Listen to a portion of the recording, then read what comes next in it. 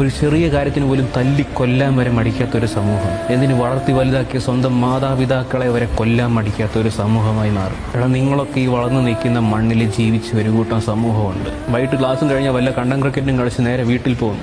സ്വന്തം മാതാപിതാക്കളെ ബഹുമാനിക്കാൻ അറിയായിരുന്നു, സ്വന്തം ഗുരുക്കന്മാരെ ബഹുമാനിക്കാൻ അറിയായിരുന്നു. എടാ, നമ്മളൊക്കെ ചെറുപ്പത്തിലെ നമ്മുടെ വിദ്യാലയങ്ങളിൽ നിന്ന് പഠിക്കേണ്ട കുറച്ച് കാര്യങ്ങളുണ്ട്. അത് A²+B² പറ്റിയൊന്നുമല്ല ഞാൻ പറയുന്നത്.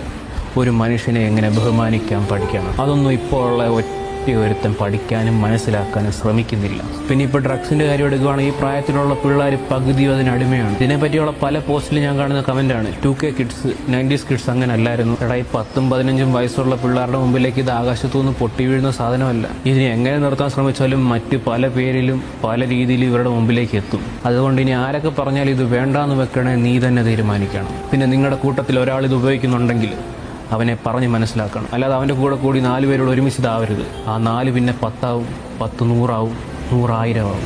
പക്ഷെ ഒറ്റ ഒരുത്തം വിചാരിച്ചാൽ, ഇത് ഞാൻ തൊടില്ല എന്ന തീരുമാനത്തോടെ ഒറ്റ ഒരുത്തം വിചാരിച്ചാൽ ഈ 1000 പേരെ അവന് മാറ്റിയെടുക്കാൻ പറ്റും. ഇതിപ്പോൾ ഒരുപാടാവുന്നു. മനുഷ്യരിൽ നിന്ന് മൃഗങ്ങളായി മാറുന്ന ഒരു കൂട്ടം സമൂഹമായി മാറിക്കൊണ്ടിരിക്കുകയാണ്.